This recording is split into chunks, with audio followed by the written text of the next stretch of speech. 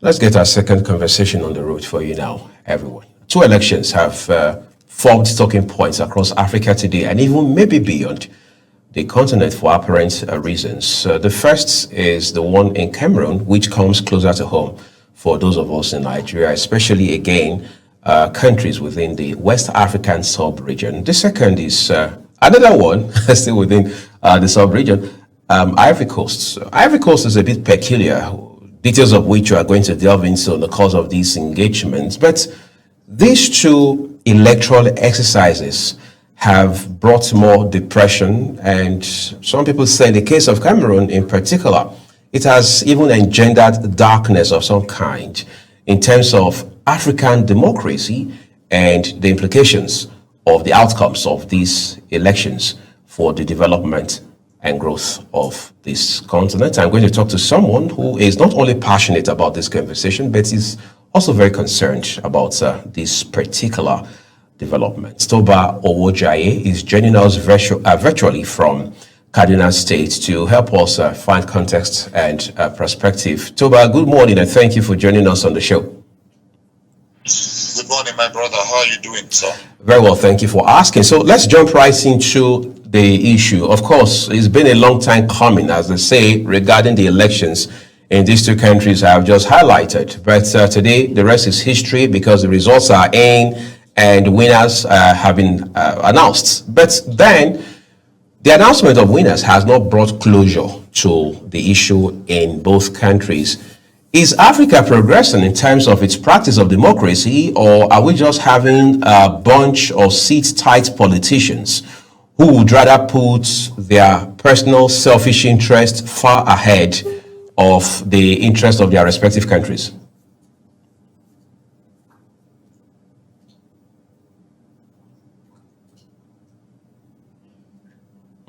I'm not so sure if we still have Toba with us, but I'm sure he's digesting the question and trying to find, just trying to... Yes, can you hear me now, Toba? Yes, I can hear you. So it's quite tough and it's sad for what we see around Africa. Sometimes we ask ourselves, is democracy made for Africans? Is democracy the only kind of government? How much progress have we made under it?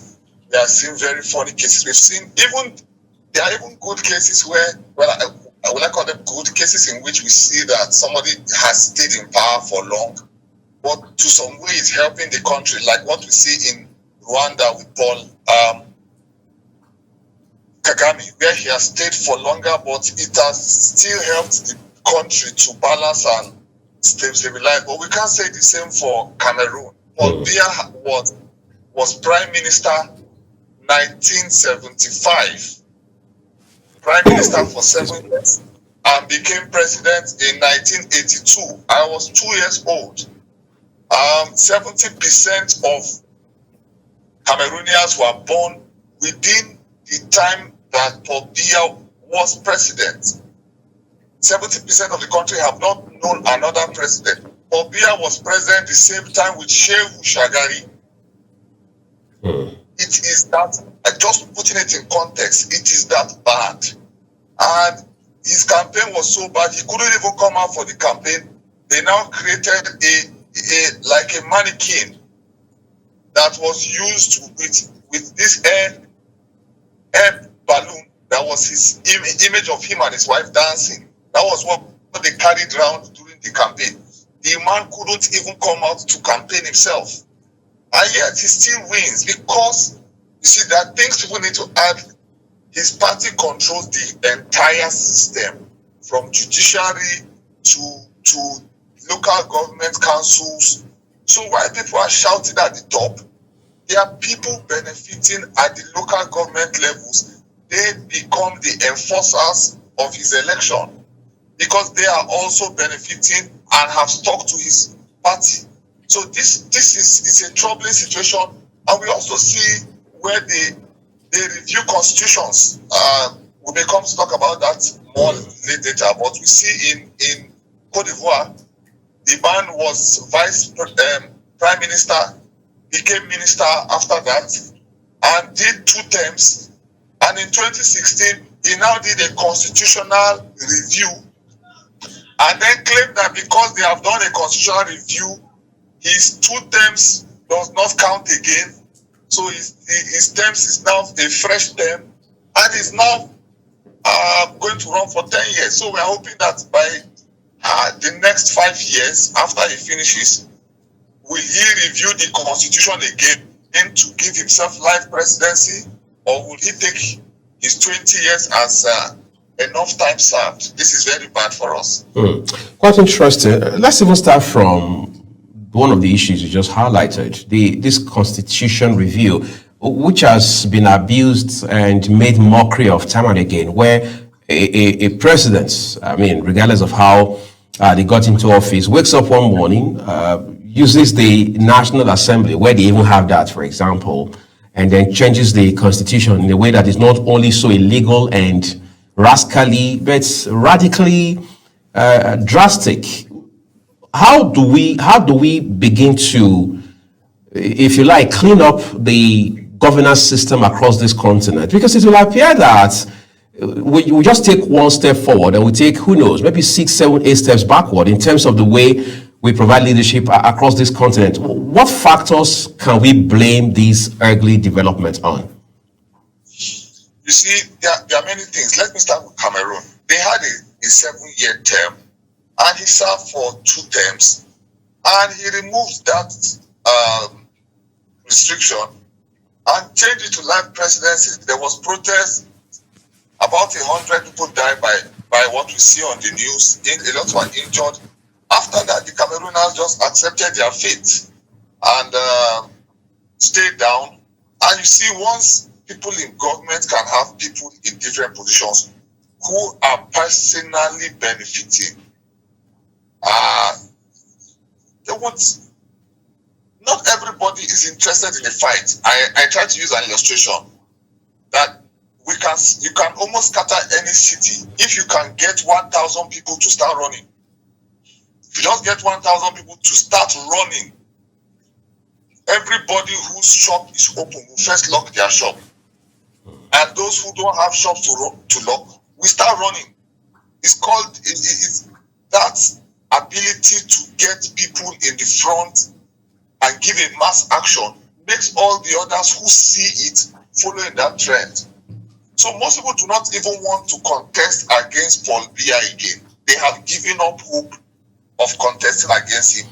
Whoever rises up, makes noise, contests against him, loses, and he remains. He's rigged in. There's protest. He remains. It weakens the people. The judiciary should start.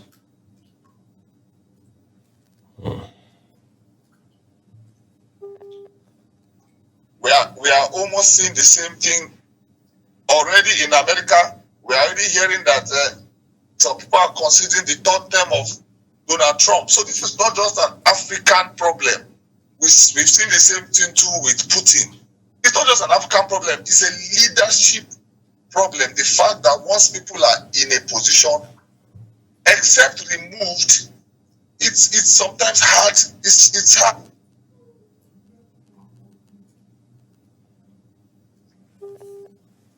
They decide that how can I remain? So it's largely an African thing, but it's not just an African thing. We need to have, like you said, we need to have stronger parties. Once you have stronger parties, and a party is not majority in governance, in legislation, then it's hard to pull this off. We saw Obasanjo just try to pull this off, though he has denied it now, and we're even happy that he's denying it. This is what we need. We need those who have attempted to pull off a 3rd term and failed to even deny it, so that every other person who is trying to think of it. During Buhari's time, there are people who started mounting it and thinking about him getting a 3rd term, but small pressure. How do you say, no, I'm not interested, I want to go home. This needs to be done. The people who have the sycophants and those benefiting from any government never want to go. Never. Good Lord did 2 years and did another 4 years, and the sycophants around him told him to contest for it, another one, and to change it to single term of 6 years, so that he will now become 12 years and every other person have only 6 years. These are the things that lead to problems and protests, and in my opinion, this is part of what led to Boko Haram. We must be careful. We must speak truth to power, whether we side them or not, whether they are our brothers or not, whether they are our party or not, whether they are our religion or not. This must be done always. Let's talk about, from your standpoint and what you hear, what you're seeing, perhaps all your research as well, how much of foreign influence do you see in these elections, particularly in Francophone, Cameroon, and Ivory Coast? Yeah, that's one of the biggest factors to look at. You see, the president of Ivory Coast was a sound economist. He became a minister. He became the CBN governor. He became a prime minister. So in all these times, he understands finance. He understands money, and he had become a player or stooge of France. And France is having problems in Africa. We've seen a lot of Francophone countries pull out of their agreement. So their fear is, should we try a new candidate who may now pull out of the grip of France, or should we stick to the old guards that have they're on their way out? Paul Biya is 92, Ouattara is 83. They're on their way out. Once he serves 5 years, he'll be 88. Let him serve. So France also has interest, strong interest, and these are part of what plays out. They try to stick to the old guards. Macron is a young man, but even in France now, Macron is having problems because the people believe he's too weak, and that is why Francophone countries like Mali and Burkina Faso have the temerity to pull out of their previous deals or chains, as we would call it. So the people need to rise. The people need to rise. However, the elections have ended, they need to think long term. They need to think strategic. They need to find young candidates that can rise up and get ready for the next 5 years. But for Paul Biya, it's another 7 years and he's 92. I don't see him getting to 100, but I believe he just wants to die on the seat so that he cannot be probed. He will not be thrown into jail. Those are many things that lead to people clinging on to power till their last breath. What a way to seek security and protection. But again, let's come back closer to home now, Toba. What should be fundamentally the roles of the ECOWAS and African Union in cases like this? Because that has also been one of the talking points in this regard. People believe that on this level, you should see a bit of vehemence from ECOWAS and the AU condemning this and beyond condemning it, setting up framework to ensure that Africa begins to come strong in terms of how it engages with the rest of the world. And we're not seeing much of that, maybe none of it at all. Yeah, but you see, if ECOWAS begins to speak now, what will ECOWAS speak about? What will ECOWAS say that Paul Biya didn't win or Ouattara didn't win? Where they should have stood strong is when they were trying to make that constitutional review, where Biya removed the 2-term, 7-year clause to life presidency. That was when everybody should have spoken up. Whether people were shot, whether it should have been fought against at that point. Now it has been used for 4 other elections after that. And there is probable cause that he won the election.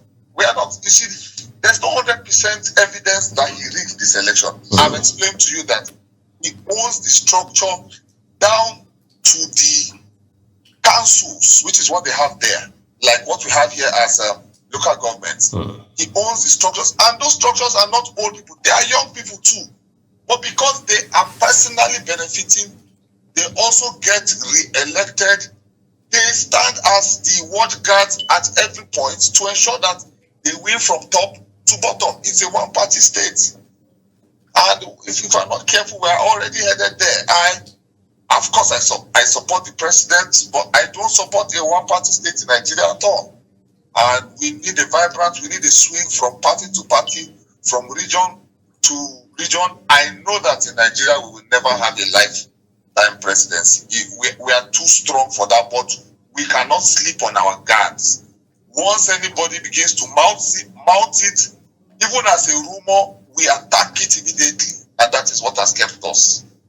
In the case of Africa, again, just before we narrow down to Nigeria in a minute, we don't seem to. Do we have countries that we can look at and say, no matter how dark it may be politically, socially, and economically on this continent, there is this one country, or we've got these two countries that we can see as the bright lights in a dark room, in a manner of speaking. Some people say, well, we can look onto the eastern part of the continent, countries like Rwanda, where you, as you mentioned a while ago, have a gentleman like Paul Kagame. We can also look at maybe Kenya, where even though William Ruto is troubled on every side in a manner of speaking, but the country is not stagnant. Do we have such countries who can look up to and say, well, all hope is not lost?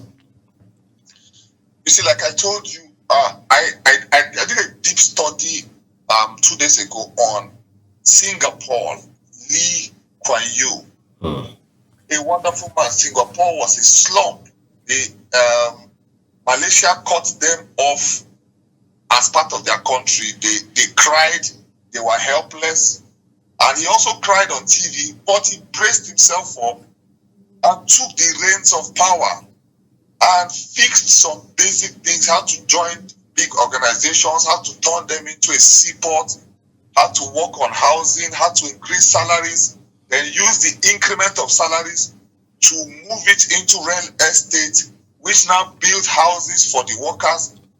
They now made free trade zones. He now got companies to come in, factories to come in. People started earning. It took a lot.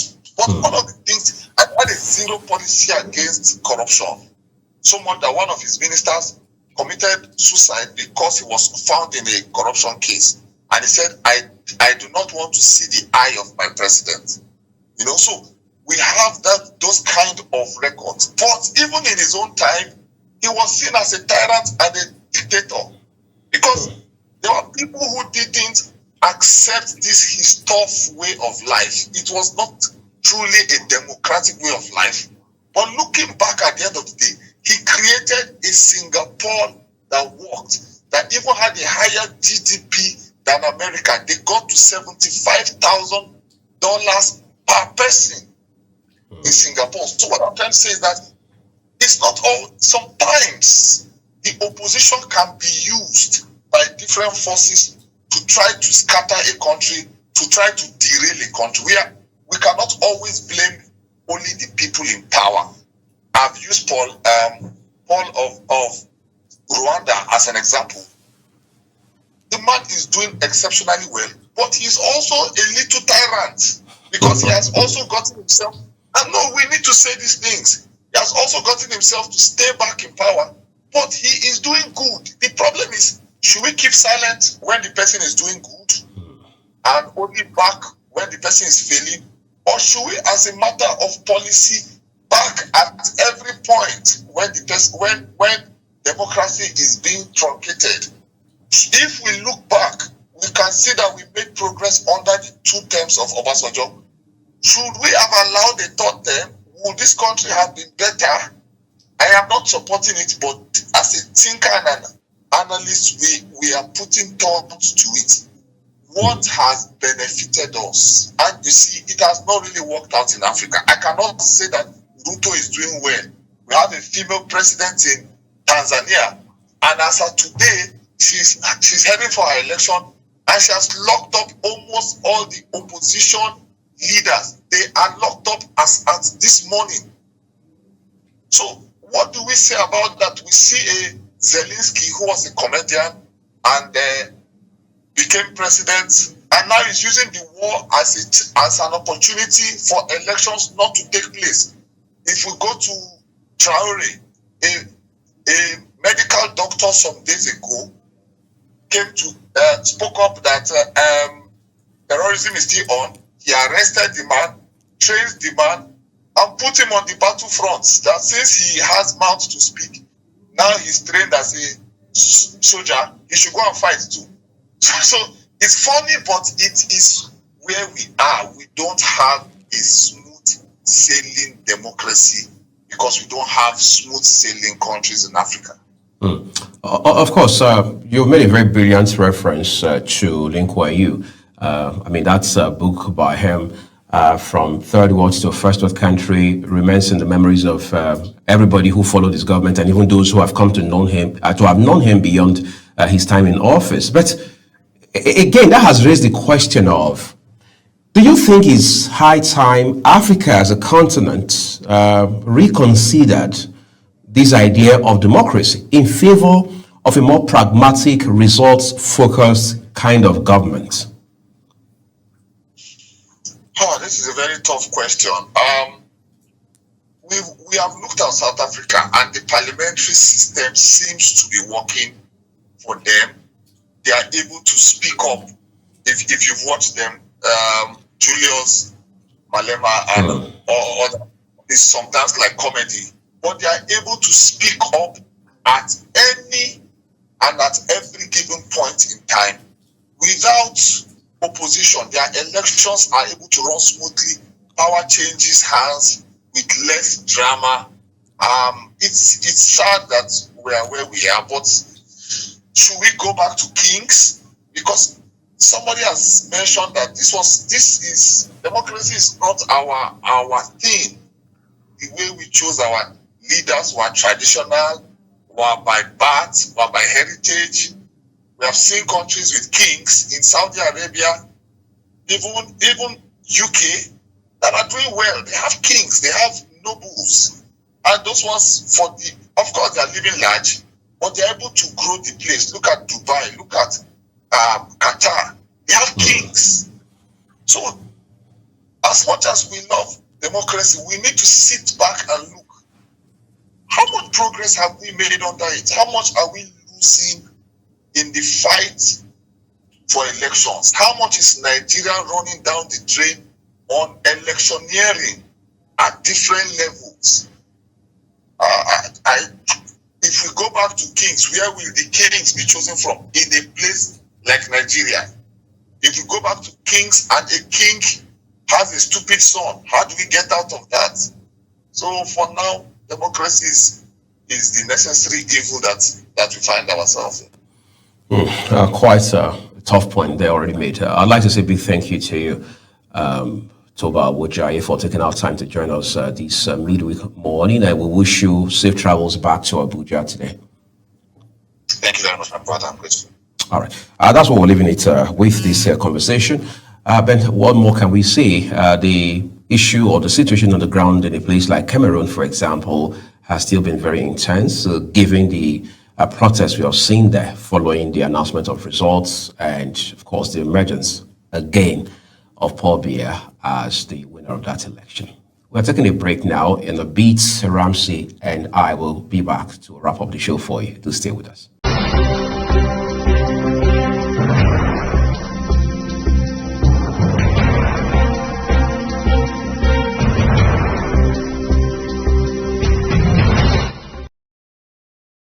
This is going to be a one-man approach to wrapping up the program for you today. I'd like to say a big thank you to you on behalf of myself, Ramsey, Enoch, Agbo, and the entire team here at Global Television's world headquarters in Abuja, Nigeria's capital, for being a part of the show today. I'm Agbo Fuegbe, and our broadcasts of programs continues here.